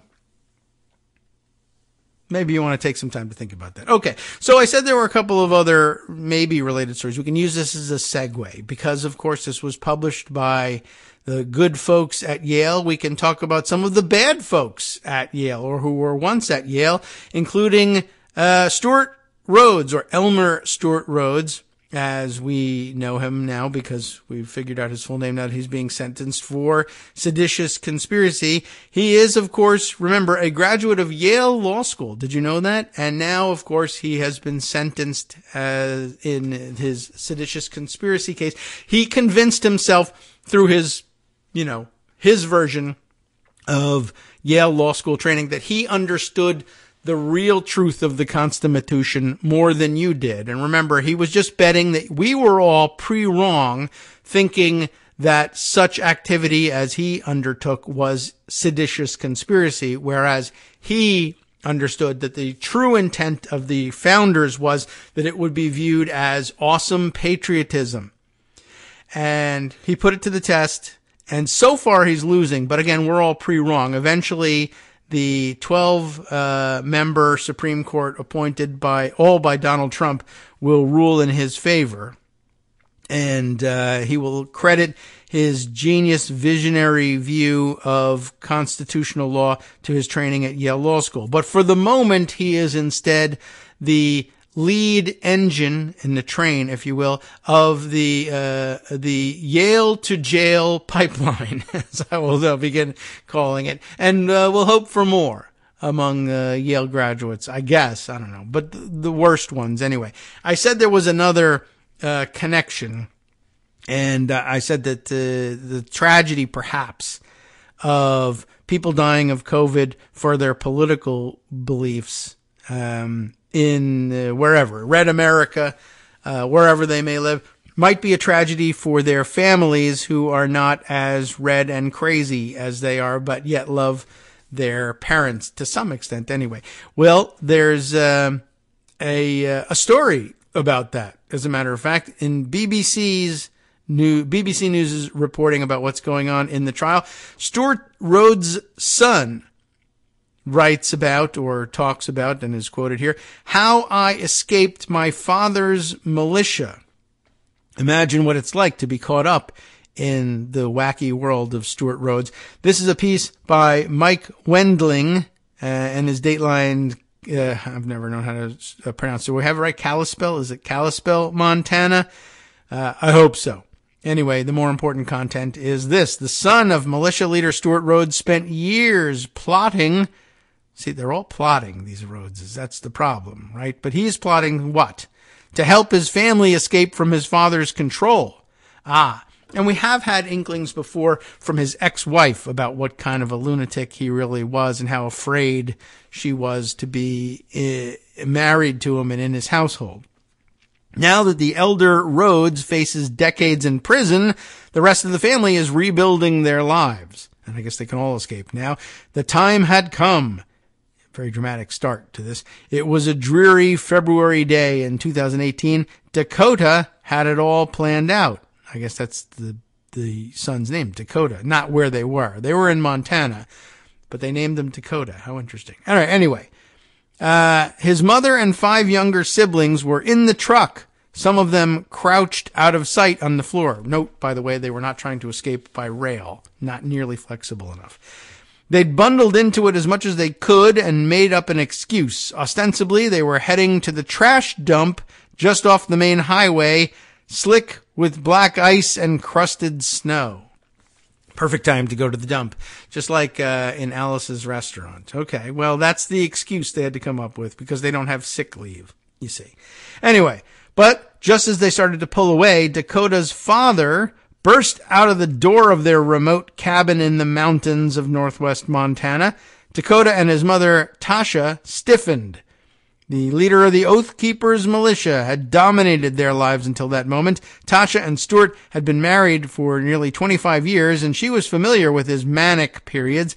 He'd been up all night on a tear, working out, listening to music, practicing Filipino stick fighting, and pacing the floor. It's important. Okay. It was a pattern of manic activity, Dakota said, that was familiar throughout years of emotional abuse and heightened paranoia. Would he now stop them from fleeing? Had he noticed his favorite gun was missing? Oh, how could he? Would he question why John Boy, the family dog, that's his real name, was along for the ride to the dump? Dakota gripped the wheel while Tasha looked down at her daughters hidden under the windows, their eyes opened wide. Hey, growled Rhodes, pick up some steak on your way back. Okay. Pick up another eye for me. I shot my other one out. Dakota and Tasha murmured assent and drove off towards the highway without a backwards glance. Let's read another section. It's a very long read. I don't know whether we're going to, there's 10 minutes left. We might want to, mention a few other stories and maybe come back to this tomorrow. But Militiaman's Son is the next section here. Let's get a little more, of the flavor of what's going on here. With his beard and eye patch, Stuart Rhodes is one of the most recognizable faces of America's anti-government militia movement. Since September, Rhodes and 4 members of the Oath Keepers, a militia he founded in 2009, have been on trial in Washington for their roles in the January 6th Capitol riot. They were charged with seditious conspiracy, in this case, attempting to stop the certification of the 2020 election and the inauguration of Joe Biden, a crime that carries a maximum sentence of 20 years in prison. On the other side of the country, Dakota and Tasha were closely watching the trial. Dakota grew up absolutely believing, that's a quote, absolutely believing in his father's view of the world. How could he avoid it, right? What he described as a vision of a shadowy, malicious, communist conspiracy seeking to institute a new world order, aiming to seize total power and institute a one-world government that would intentionally sow chaos. Wow, another one of those every Republican accusations and confessions moment. It took until his teenage years for his faith in the coming government-backed apocalypse to be shaken, and until his early adulthood to finally escape. It does sound very dramatic. Let's try one more. The early memories. Things were not always that bleak. Dakota Adams, he and his mother now use her maiden name, spent much of his earliest years not in the backwoods of Montana, but in the middle of America's East Coast power centers. His parents had met and married in the 1990s, and he was their eldest child. Dakota lived his first years in the suburbs of Washington, D.C., where Rhodes was once an aide for Libertarian Congressman Ron Paul. When Dakota was about 4 or 5 years old, the family moved to Connecticut after Rhodes was accepted to Yale Law School. Hey, congratulations, right? Dakota recalled living on Chapel Street in New Haven and having a set of neighbors that was so diverse that my street looked like the set of Sesame Street. That's very interesting. Actual Muppets hanging around, I'm sure. I thought that was just how the entire world was, he said. Not a bad way. He remembers the local pizza place and bagel shop and playing with the children of graduate students from all around the country and the world. Speaking the common language of Star Wars fandom. That was the one time that I had a fairly normal childhood, he said. It was the one time I had real friends and real social interaction.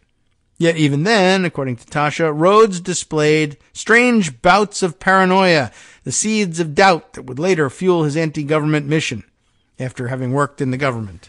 But hey, anyway, when they met, Rhodes was not particularly political, Tasha said, but was always devising strategies to avoid imagined enemies. For example, for something as mundane as when he was checking the oil on his car, he would make Tasha stand guard to make sure that no one slammed the hood on his head, she said. I mean, that's a valid concern. It would be an excellent idea to slam the car hood on his head. We just didn't know it yet.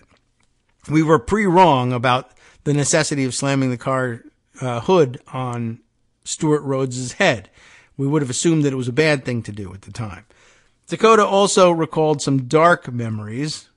He remembered when he was around 4 years old, waking up his father from a nap, only to have Rhodes jump up and pull out a folding knife, which I guess he had to unfold. He was very slow to wake from his torpor, I guess. He would jokingly play it off as some kind of ultra-manly, animalistic caveman brain being activated before he was fully awake, Dakota said. I've never heard of anything like that before or since. And I think the fact that he had a folding knife probably belies some of it. He's just a crazy guy. That's really it. Well, we'll break it off here, the next section being the birth of the Oath Keepers. Perhaps you'd like to read it while you're away from the podcast later on today, or perhaps we'll continue with it as a Friday long read. I wanted to throw in a couple of other mentions here, and this is how I'll end things. I mentioned yesterday that the story of Patricia Kent, the write-in candidate for county clerk and auditor in Utah, I forget which county it was, who, I went and I grabbed the Salt Lake Tribune story about it. We'll have to sort that out. Perhaps tomorrow's a good day for that too, and see the particulars of her background. But remember the story, founder of a group that fought drag shows, resigned as a teacher after allegations of inappropriate and overly familiar relationships with students. Every Republican accusation is a confession story. Well, there was another one out there, and we should read the fuller version of the Salt Lake Tribune here. But the Daily Beast, Will Sommer, has another such story. I can't believe it. Within days of hearing this first one, QAnon leader inadvertently outs himself as a groomer. Seems like a bad idea, don't you think? Projection much? It says here. QAnon leader Phil Godlewski, maybe I'm pronouncing his name right, I don't know, carried on an inappropriate relationship with a minor that police records suggests turned sexual. How do you like that? Well, no one likes that, but that's the truth. Believers in the pro-Trump QAnon conspiracy theory are always on the hunt for the powerful pedophiles they imagine run the world. Like the cabal of pedophiles they say controls the Democratic Party, or the one operating out of the imagined basement of a Washington pizzeria. But now, new court records reveal that QAnon leader Phil Godlewski has a criminal past of his own involving, you'll never guess except that you already know, an inappropriate relationship with a minor that police records suggest turned sexual. Thanks to an ill-conceived defamation lawsuit against a local newspaper, Godlewski has put his conspiracy theory career at risk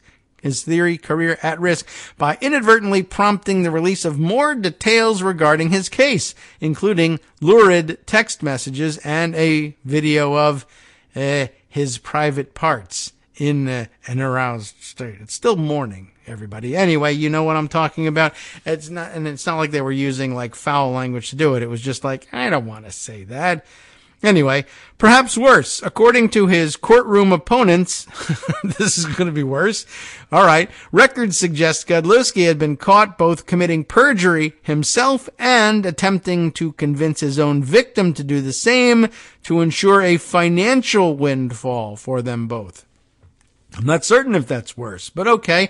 Now, in a bombshell motion, the newspaper claims they've caught Godlewski breaking a bevy of courtroom rules, and they want him to pay $70,000 in legal fees and damages. As the case heats up and the revelations spill out, it also offers a chance to see the kind of person who can profit from the persistent conspiracy theory. Interesting. Let's take a little further look. QAnon has ruined families, inspired multiple gruesome murders, that is true, and helped power the January 6th insurrection. So maybe it's not so bad if they all die of COVID, like I was saying before. But QAnon has also been a lucrative career for Godlewski, a Pennsylvania-based promoter of the conspiracy theory who speaks to his fans in lengthy, rambling live stream videos, which just gave me a little heart palpitation. Except I don't do videos. But other than that, am I not really doing the same thing?